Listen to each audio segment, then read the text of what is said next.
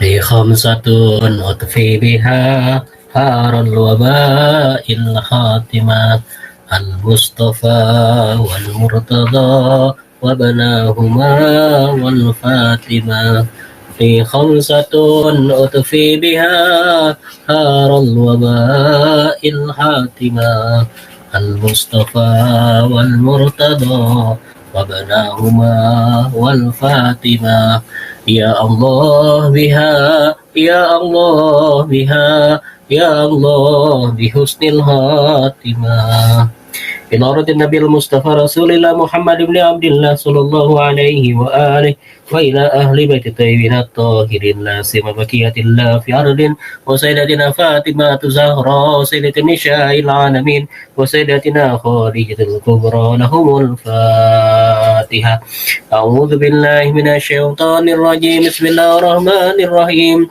الحمد لله رب العالمين الرحمن الرحيم مالك يوم الدين إياك نعبد وإياك نستعين اهدنا الصراط المستقيم صراط الذين أنعمت عليهم غير المغضوب عليهم ولا الضالين وإلى جميع إخوان من الأنبياء والمرسلين والصديقين والشهداء والصالحين نخص منهم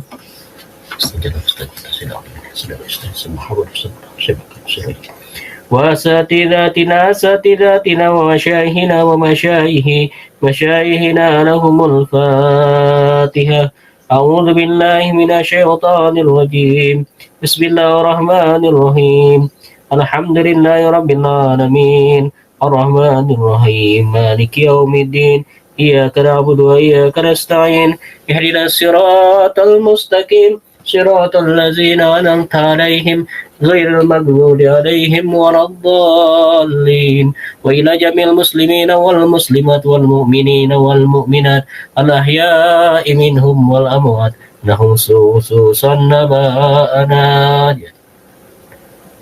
وأمهاتنا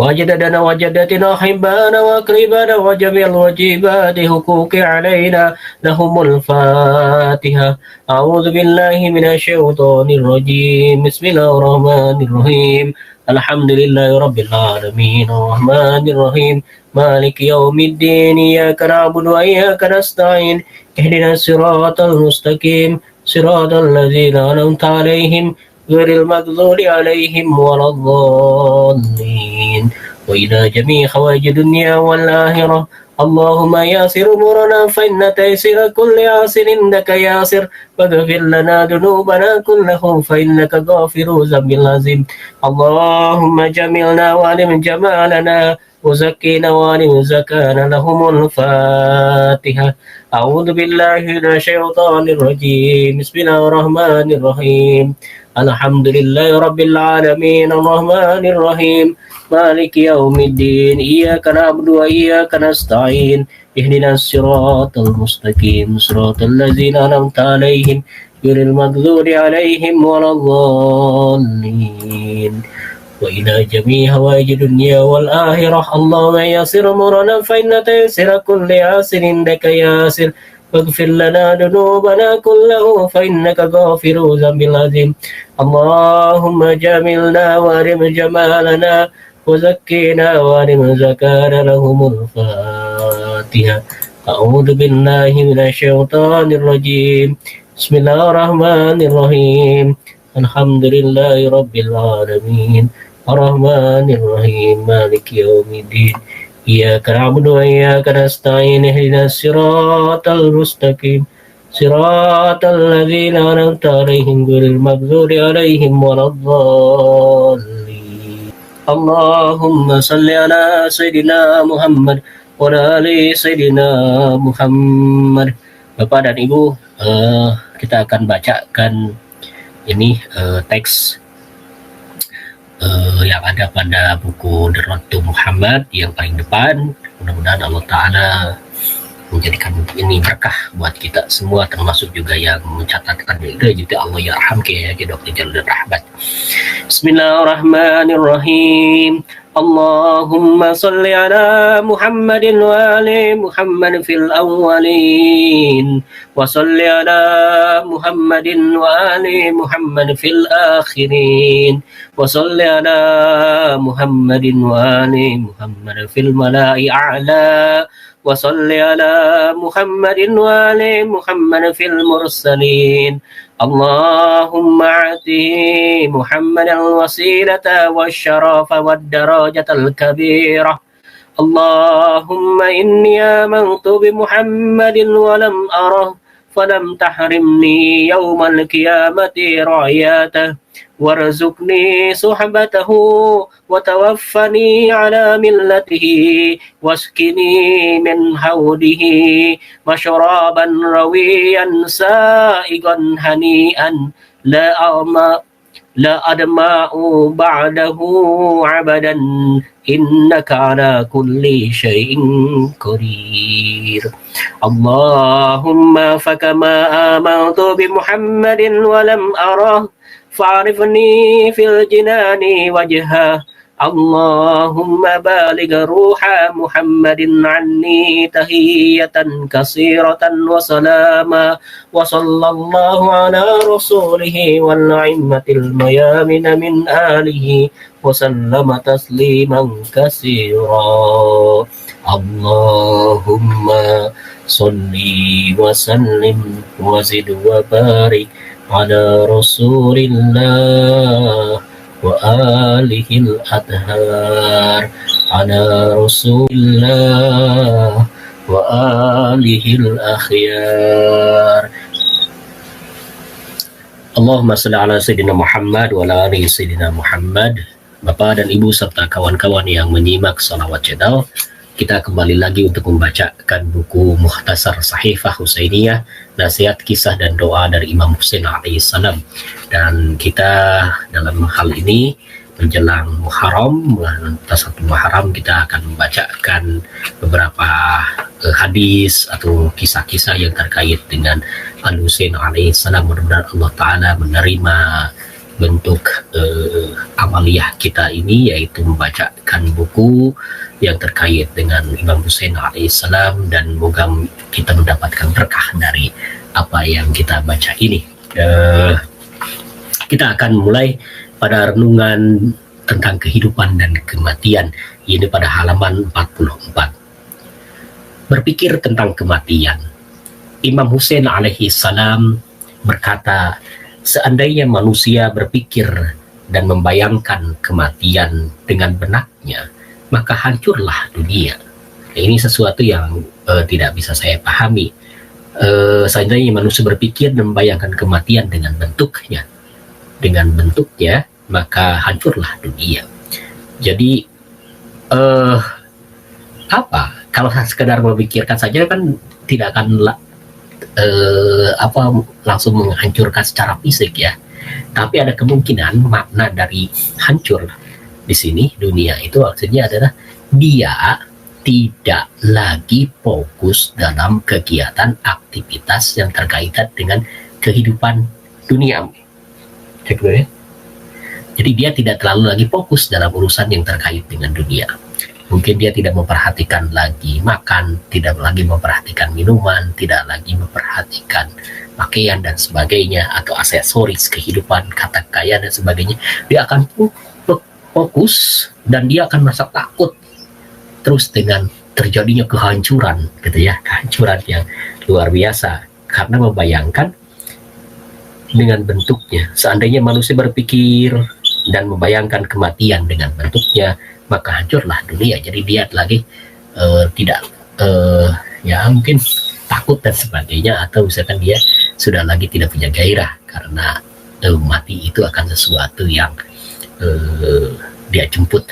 Mati itu akan sesuatu yang jadi dia akan fokus dengan apa yang harus dia persiapkan untuk menuju kematian. Mengambil pelajaran dari yang telah berlalu, ini terkait dengan historis ya, terkait dengan historis. Imam Husain alaihissalam berkata, wahai anak Adam, berpikirlah dan bertanyalah di mana kerajaan-kerajaan dunia dan para penguasanya. Mereka membangunnya, menggali sungai-sungainya, menanam pohon-pohonnya dan mendiami kota-kotanya. Mereka meninggalkan dunia dengan perasaan tidak senang. Kemudian dunia diwariskan pada kaum yang lain dan dalam waktu dekat kita akan menyusul mereka. Nah, di sini kita ketahui bahwa Imam Muslim alaihissalam menyampaikan ada warisan turun-temurun dari sejarah itu. Misalkan kekuasaan satu kekuasaan kepada kekuasaan yang lain terus beruntun gitu. Tetapi itu hanya sekedar kekuasaan kalau mereka misalkan termasuk yang sifatnya fisik material yang diwariskan itu. Jadi yang tidak sebenarnya manusia tidak membawa, kalaupun misalkan ada seorang raja yang kaya raya, yang hebat, yang bisa menguasai dunia dan sebagainya, ketika dia meninggal dunia, ditinggalkan, dia tidak membawa itu. Sebetulnya yang akan dibawa itu adalah amal itu ya, kalau dalam Islam itu. Nah, kemudian diwariskan kepada kaum yang lain dalam waktu dekat, dia akan menyusul mereka. Jadi terus sering berganti, seperti rumah lah. Kalau kita punya rumah misalkan kita sudah tua, kemudian nanti meninggal dunia, rumah itu akan diwariskan, akan jadi pemilik yang baru, bukan lagi atas nama kita, nanti misalnya nama istri, nama anak, terus istri nikah lagi, terus kalau udah anak misalkan yang mendapatkan warisannya anak, dia akan bertinggal tempat tinggal lagi, nanti juga dia akan meninggalkan lagi, dan rumah itu akan diwariskan terus, termasuk juga dalam bentuk misalkan dijual juga sama kan, dalam bentuk diwariskan pada yang lain dan sebagainya. Jadi hanya sekedar pelimpahan saja harta dan sebagainya itu. Mungkin yang terpakai itu yang kita konsumsi, yang kita makan itu, dan yang kita makan itu dalam tubuh kita dan nanti keluar dalam bentuk tinja ya begitu. Dan itu ya artinya sesuatu yang sudah tidak terlalu berarti. Yang berarti adalah ketakwaan dan keimanan kepada Allah Ta'ala dan menjalani kehidupan sesuai dengan teladan Rasulullah dan keluarganya yang suci. Wahai anak Adam, ingatlah kematianmu dan tempat pembaringanmu dalam kuburmu. Kelak kamu akan berdiri di hadapan Allah, sedangkan anggota badanmu memberikan kesaksian atasmu pada hari ketika kaki-kaki tergelincir, hati sampai pada pangkal tenggorokan, wajah-wajah memutih dan menghitam, tampaklah segala yang tersembunyi dan timbangan akan diletakkan secara adil. Nah, ini terkait dengan kematian, bahwa kita seharusnya ingat gitu dah, bahwa nanti berakhir kita adalah di kuburan begitu ya. Akhir kita di tanah, yang kalau muslim kan di tanah nanti dikuburin, kalau yang lain mungkin ada yang disimpan di hutan, ada yang dibakar dan sebagainya, ada yang dibuang ke laut dan sebagainya. Tapi yang Islam itu dikuburkan, kemudian segala yang tersembunyi dan timbangan akan letakkan secara adil. Jadi apapun yang kita lakukan itu nanti akan dimintai pertanggungjawaban kelak ya, kalau kita sudah masuk pada liang kubur itu. Dan di dunia juga sebenarnya ada juga balasan-balasan, tapi ya mungkin kecil-kecil, atau misalkan yang terkait dengan hubungan kita dengan sesama manusia. Kalau kita misalkan mencuri ketahuan, nanti kan ada balasan dan sebagainya gitu. Tapi yang terkait dengan ibadah, terkait dengan iri, dengki dan sebagainya, itu nanti akan ada balasan dari Allah Subhanahu wa Ta'ala kalau dia tidak bertawan gitu ya. Wahai anak Adam, ingatlah kematian pada para leluhurmu dan anak-anakmu. Jadi kita harus mengingat tentang kematian nenek moyang kita dan nanti kelak anak-anak kita, keturunan kita. Bagaimana mereka pada saat itu dan di mana mereka ditempatkan. Kita tahu di mana mereka ditempatkan. Pertama, secara fisik dunia adalah di kuburan. Seakan-akan dalam waktu dekat ini kamu akan menempati tempat mereka dan kamu menjadi pelajaran bagi yang mengambil pelajaran. Ya, ketika kita menguburkan, kita misalkan mengiringi orang yang sedang meninggal, orang yang meninggal dunia, kemudian kan rangkaiannya meninggal dunia, kemudian dimandikan, dikafani, disolatkan, setelah itu kemudian dimasukkan dalam kubur kan gitu. Nah, itu juga rangkaian itu juga yang akan kita alami nanti. Betul, kullu nafsin dha'iqatul maut, setiap yang bernafas, yang berjiwa akan mengalami kematian gitu ya. Dan kita juga akan mengalami tahapan-tahapan itu. Maka kita harus ingat, apapun yang kita lakukan akhirnya itu loh gitu. Kemudian Imam Hussein alaihissalam membacakan syair. Kemanakah raja-raja yang lengah menjaga dunia, hingga dituangkan minuman padanya dengan gelas kematian. Itulah kata-kata yang tak memiliki keberadaan di ufuk. Ia akan hancur dan para arsiteknya akan merasakan kematian. Kita mengumpulkan harta untuk para pewaris dan kita membangun rumah yang akan hancur oleh masa. Jadi yang kita lakukan, kumpulin harta benda dan sebagainya, fisik-fisik materi-materi itu sebetulnya akan mengalami kehancuran dan sebagainya. Jadi tidak terlalu berarti kalau kita memperbanyak harta dan sebagainya, kecuali kalau untuk kehidupan di akhirat. Misalkan kita bangun panti yatim piatu untuk menampung yatim piatu, misalkan kita bangun sekolah untuk sarana pendidikan kaum duafa, atau kita bangun sarana tempat tinggal untuk para asatid yang mengajarkan Al-Quran, Al-Karim dan sebagainya. Itu akan lebih berarti. Kita akan masuk lagi pada teks selanjutnya. Ini cukup panjang teksnya, tapi kita akan bacakan yang Imam Hussein alaihi salam menyampaikan pada kita, aku berwasiat pada kalian untuk bertakwa pada Allah dan memberi peringatan tentang hari-harinya dan menjelaskan tanda-tandanya, karena seakan-akan apa yang ditakuti itu telah dipercepat dengan datangnya bencana, diingkari kejadiannya dan tidak nikmat rasanya. Dia bergantung pada ruh-ruh kalian dan berada di antara amal dan diri kalian. Dengan badanmu yang sehat dan umurmu yang sebentar, bergegaslah. Seakan-akan kalian tiba-tiba menghadapi bencana yang memindahkan kalian dari permukaan bumi ke dalam perut bumi, dari yang tertinggi menuju yang terendah, dan dari kerahmatan menuju keganasannya, dari kenikmatan dan cahayanya menuju kegelapannya, dan dari keluasaannya menuju kesempitannya. Di sana sahabat tidak dikunjungi orang. Di sana sahabat tidak dikunjungi, orang sakit tidak dijenguk, dan orang yang berteriak minta tolong tidak dibantu. Semoga Allah menolong kami dan kalian dari segala ketakutan pada hari itu, dan menyelamatkan kami dan kalian dari siksaannya, siksaan Allah Ta'ala, serta menetapkan pahala yang banyak darinya bagi kami dan bagi kalian. Ini fenomena akhir zaman, fenomena kiamat juga, dan fenomena bagaimana kalau kita sudah meninggal dunia, gitu ya. Wahai hamba-hamba Allah, kalau itu merupakan tujuan dan akhir perjalanan kalian, maka cukuplah seseorang itu disibukkan dengan beramal. Nah, kalau ingat kita dengan kematian yang seluruhnya memutus aktivitas, memutus keinginan, memutus kebahagiaan, memutus harta benda, hubungan kita dengan harta, hubungan kita dengan sesama manusia, dengan makhluk dan sebagainya, maka kita seharusnya fokus dalam beramal kalau kita punya kesadaran tentang kematian. Kesedihan akan peristiwa itu membuat dia mencurahkan kemampuannya untuk berbuat baik dan membuatnya lupa dari dunianya serta memperbanyak pahalanya agar selamat dari azabnya. Nah itu ya. Bagaimana tidak harus begini, padahal setelah itu dia akan tergadaikan dengan perbuatannya. Dia akan berdiri untuk dihisab. Tak ada pelayannya yang bisa membantunya dan tak ada penolong yang bisa membelanya. Dan pada hari itu tidak bermanfaat lagi iman seseorang pada dirinya sendiri yang belum beriman sebelum itu, atau dia belum berbuat kebaikan dengan keimanannya. Katakanlah, tunggulah, sesungguhnya kami pun menunggu.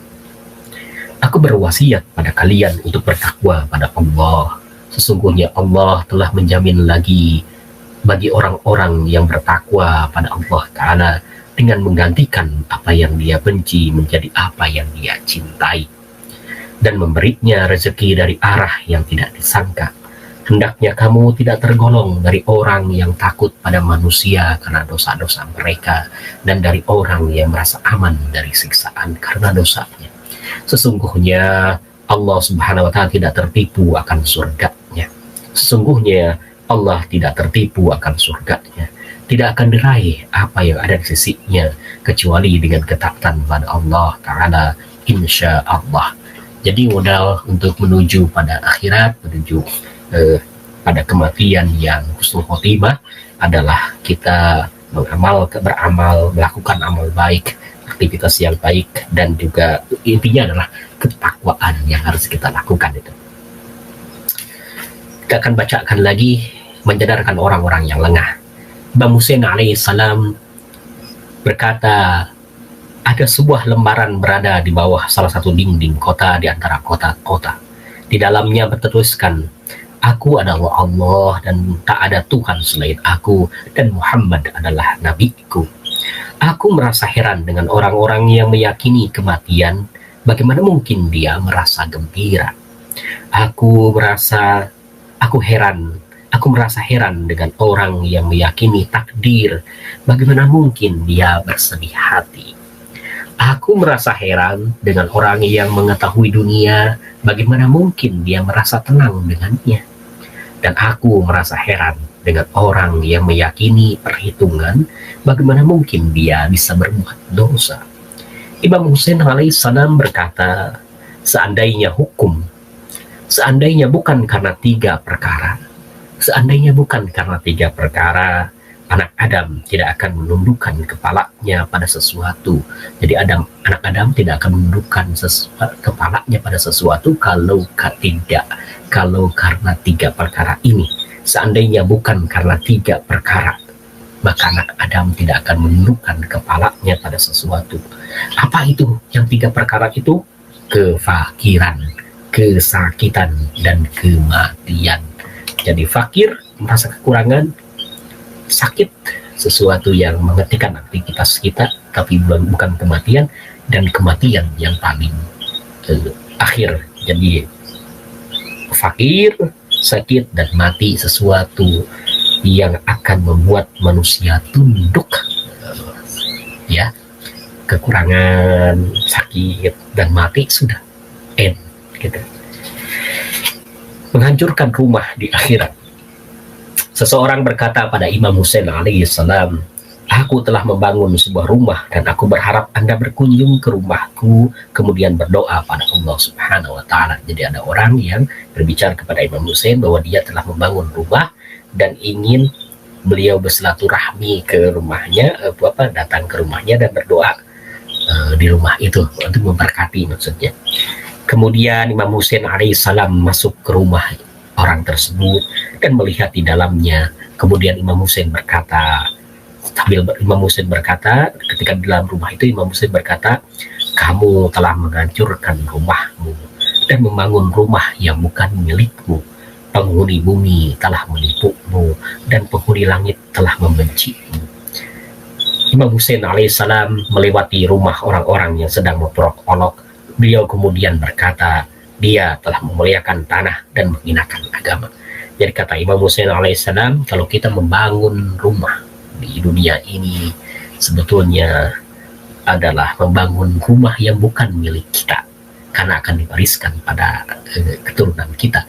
Yang seharusnya yang kita bangun adalah rumah yang nanti kita menjadi persinggahan kita yang terakhir, yaitu di akhirat. Harusnya kita bangun dengan kalimat thayyibah, kalimat yang bagus, baca Al-Quran. Dirikanlah rumah itu dengan bahan-bahan yang berasal dari aktivitas kebaikan yang kelak nanti di akhirat bangunan itu akan terwujud. Bukan membangun yang di sini, ini hanya sementara, nanti akan kita wariskan kepada keluarga kita nantinya. Dia telah memuliakan tanah dan menghinakan agama. Jadi kalau misalkan kita membangun permegah-megahan di dunia, itu sebetulnya hanya sekedar memuliakan dunia, memuliakan tanah, memuliakan bumi, begitu ya. Karena yang harus dimuliakan adalah agama, pembawa agama, yaitu baginda Nabi Muhammad SAW, ajarannya, kemudian kitab suci dari Al-Quran, kitab suci dari Allah Subhanahu wa Ta'ala, Al-Quran, yang harus kita muliakan dengan cara membacanya, mempelajari, dan mengambil saripati untuk kehidupan kita. Ini yang terakhir, seburuk-buruknya akhlak para penguasa. Imam Husain alaihissalam berkata, seburuk-buruknya sikap para penguasa yaitu takut pada musuh, melakukan kekerasan pada kaum duafa dan bakhil untuk memberi. Jadi terakhir ini bahwa kita tidak boleh bakhil dalam memberi ini. Kalau ada orang yang berkuasa, jadi pejabat dan sebagainya, maka janganlah takut pada musuh, kemudian jangan melakukan kekerasan atau kezaliman pada duafa, dan juga jangan bakhil, ya, harusnya berderma. Aku qouli hadza wa astaghfirullah li wa lakum wa ma taufiqi illa billah alaihi tawakkaltu wa ilaihi unib. Allahumma shalli ala sayyidina Muhammad wa ala ali sayyidina Muhammad. Assalamualaikum warahmatullahi wabarakatuh.